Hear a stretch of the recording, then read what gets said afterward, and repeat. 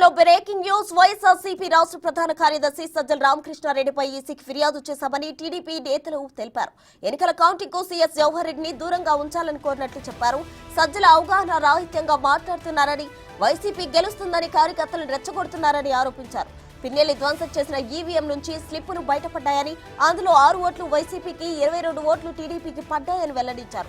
మాచర్లలో నిశ్శబ్ద విప్లవం జరిగిందని, టీడీపీ ఘన విజయం సాధిస్తుందని వారు ధీమా వ్యక్తం చేశారు. పిన్నెల్లి మాచర్లలో విధ్వంసం సృష్టించారని, టీడీపీ కార్యకర్తలపై దాడి చేశారని అన్నారు. టీడీపీ ఏజెంట్లను కిడ్నాప్ చేయడానికి ప్రయత్నాలు చేస్తున్నారని ఆరోపించారు.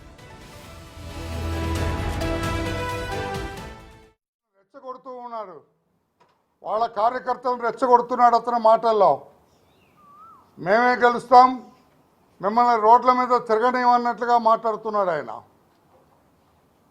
మీరు ఎందుకు పోలింగ్ బూత్ క్యాప్చర్ అయితే బాక్స్ పగలగొడితే మీరు ఎందుకు రిపోర్ట్ చేయలేదని అడుగుతున్నాను. ఆ రోజునే రిపోర్ట్ చేశాం. నోటికొచ్చినట్లుగా మాట్లాడద్దు సజ్జల రామకృష్ణారెడ్డి గారు. అయిపోయింది, మీ ఖేల్ ఖతం అయిపోయింది, మీ దుకాణం బంద్ అయిపోయింది.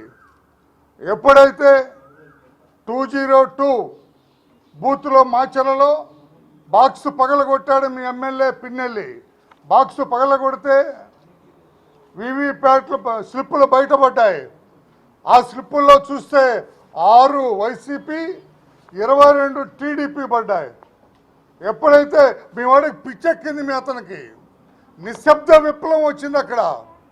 ఎప్పుడైతే మాచర్ల ప్రజల్లో నిశ్శబ్ద విప్లవం వచ్చిందో, 2-3 దఫాలుగా వీడు ఉన్నారు కానీ, ఇతను ఎమ్మెల్యేగా ఉన్నాడు కానీ ప్రజాస్వామ్యం చచ్చిపోయింది అక్కడ.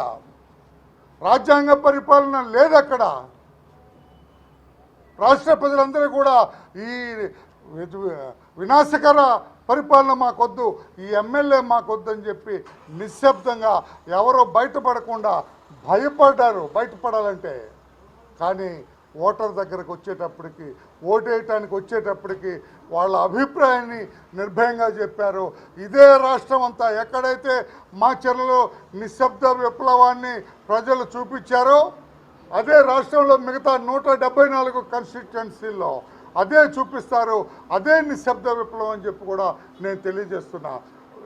ఈ వైసీపీ పార్టీ ఈ నిశ్శబ్ద విప్లవంలో వీళ్ళ అరాచక పరిపాలన కొట్టుకుపోతుందని చెప్పి కూడా నేను తెలియజేస్తున్నా. రాష్ట్రం మొత్తం కూడా జగన్మోహన్ రెడ్డి గారు నిర్మించుకున్న ఈ నేర సామ్రాజ్యం, ఈ అవినీతి సామ్రాజ్యాన్ని రాష్ట్ర ప్రజలందరూ కూడా నిశ్శబ్ద విప్లవంతో కొట్టవతలు పడేశారు, వాటిని భస్మీపట్నం చేశారని చెప్పి కూడా నేను తెలియజేస్తున్నా. అందుకే ఈ రోజున రేపు కౌంటింగ్లో ఏదో అలజడి సృష్టించాలనే ప్రయత్నం చేస్తున్నారు. కౌంటింగ్ సరిగా జరగకుండా చూడాలనే ప్రయత్నం చేస్తున్నారు. కౌంటింగ్ ఏజెంట్లని కిడ్నాప్ చేయాలనే ప్రయత్నం చేస్తున్నారు. వీటన్నిటి కూడా చాలు, మీ కేల్ ఖతమైపోయింది. పోలీసులు కూడా ఇదివరట్లాగా మీ మాటలు విని తప్పు చేసే స్థితిలో లేరు. పోలీసులు పూర్తిగా మారిపోయారు.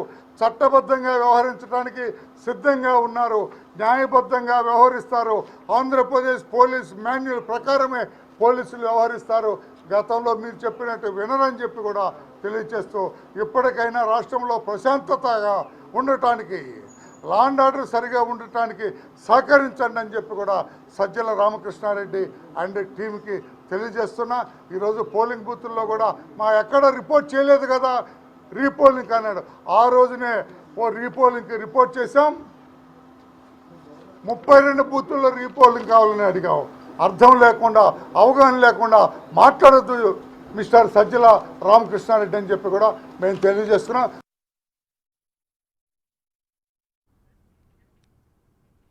మరిన్ని వివరాలు మా ప్రతినిధి శివ అందిస్తారు. శివ, చెప్పండి. అయితే ఏపీలో అయితే సజ్జల రామకృష్ణారెడ్డికి సంబంధించి టీడీపీ నేతలు అయితే ఆరోపణలు చేయడం జరిగింది. దీనికి సంబంధించిన డీటెయిల్స్ ఏంటి? అటు సీఎస్ జవహర్ రెడ్డిని కూడా ఎన్నికల కౌంటింగ్కి దూరంగా ఉంచాలని అంటున్నారు. ఏంటి డీటెయిల్స్?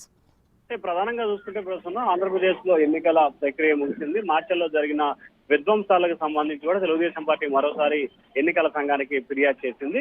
ప్రధానంగా చూసుకుంటే సజ్జల రామకృష్ణారెడ్డి అధికారులని, పోలీసుల్ని అందరినీ బెదిరింపులకు పాల్పడుతున్నారు. పోలింగ్ ఏజెంట్లని కిడ్నాప్ చేయాలని చెప్పి కూడా చూస్తా ఉన్నారు. తెలుగుదేశం పార్టీకి సంబంధించిన కౌంటింగ్ ఏజెంట్లు కిడ్నాప్ చేయాలని చెప్పి చూస్తున్నారు. కొంతమందిని బెదిరిస్తున్నారు. ఏదైతే పాల్వాయిలో ఈవీఎం ధ్వంసం చేశారో దాంట్లో అప్పటి వరకు పడ్డ ఓట్లని కౌంట్ చేస్తే 22 ఓట్లు టీడీపీకి, 6 ఓట్లు వైసీపీకి పడ్డాయి. దీంతో రాష్ట్ర వ్యాప్తంగా ఒక నిశ్శబ్ద విప్లవం తయారైంది. ఈ నిశ్శబ్ద విప్లవాన్ని తట్టుకోలేకనే వైఎస్ఆర్సీపీ నేతలు సజ్జల రామకృష్ణారెడ్డి డైరెక్షన్ లో ప్రజల్ని, అలాగే నేతల్ని, అధికారులను ఇబ్బందులు పెట్టాలని చూస్తున్నారు. అలాగే సిఎస్ జవహర్ రెడ్డి ఉంటే మాత్రం కౌంటింగ్ ప్రక్రియ సక్రమంగా సాగదు, అతన్ని కౌంటింగ్ ప్రక్రియ నుంచి పక్కన పెట్టాలని చెప్పి కూడా టీడీపీ నేతలు అయితే రాష్ట్ర ఎన్నికల సంఘానికి ఫిర్యాదు చేశారు. వరుసగా జరుగుతున్న పరిణామాల నేపథ్యంలో కూడా సిఎస్ జవహర్ రెడ్డి ప్రధానమైన కారణం. సరైన టైంలో సరైన సెక్షన్ల ప్రకారం పిన్నెలపై కేసు నమోదు చేస్తే బెయిల్ కూడా వచ్చి ఉండేది కాదు. కావాలనే సిఎస్ జవహర్ రెడ్డి ఈ విధంగా వ్యవహరించారు.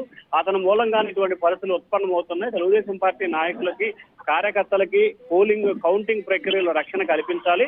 అలాగే ఎన్నికల కౌంటింగ్ కి సిఎస్ జవహర్ రెడ్డిని పక్కన పెట్టి కేంద్ర అధికారులతోనే కౌంటింగ్ ప్రక్రియ నిర్వహించాలి. ఏ కౌంటింగ్ కేంద్రాలు ఎన్ని టేబుల్స్ వేస్తున్నారు, ఏ టేబుల్ ఏ అధికారులు ఉంటున్నారు అనేది వివరాలన్నీ తమకు ఇవ్వాలని చెప్పి కూడా టీడీపీ నేతలు ఈసీని కోరటం జరిగింది. ప్రసన్న. Thank you Shiva.